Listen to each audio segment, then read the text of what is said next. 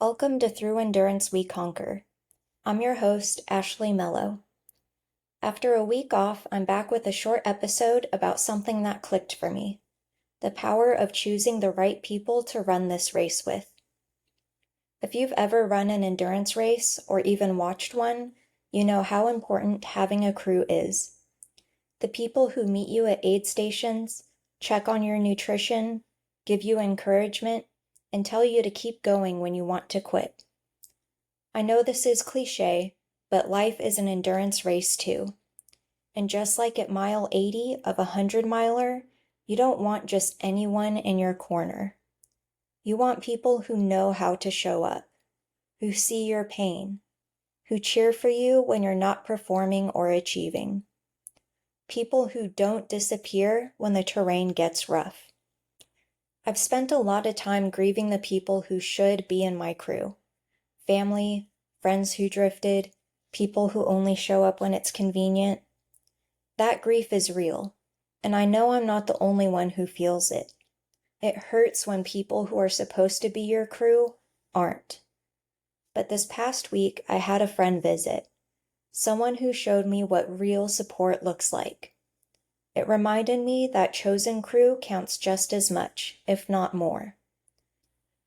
These are the people who hand you the metaphorical water bottle when you're struggling and say, "You've got this. I'm here." Even if you're messy, tired, or not doing anything impressive. So this is a little thank you to my chosen crew, the people who see me, not for what I produce or achieve, but for who I am. And it got me thinking, if we can choose our own race crew, we can choose our life crew too. We don't have to wait for people to suddenly show up different. We get to decide who gets a seat at our aid station. Here's the formula I'm using now to shape my crew. First, drop the no-shows. If they haven't packed a headlamp or a sandwich for me by now, they're not magically appearing at mile 70. Next, double down on the ones who do show up. It doesn't matter if it's one person or 10. Quality beats quantity. Lastly, be the crew you want.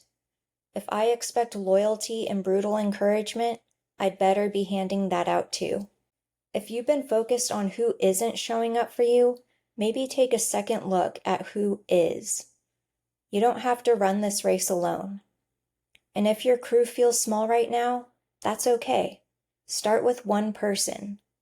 One real, steady presence. If you're out here feeling crewless, start with these 3 questions. Who texts first?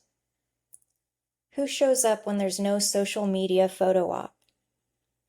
Who makes you feel lighter, not smaller? That's your crew. Hold them close. Everyone else can spectate from the bleachers. You've got races to run. You're allowed to choose who's in your corner, and you're allowed to let go of the ones who never earned their bib. Next week, I'm diving into how running shoved me into radical self-acceptance. Until then, check your crew list, send a thank you text, and remember, the people who deserve a spot at your aid station aren't always the ones who share your last name. Keep showing up, trust the process, and remember, it's through endurance that we conquer.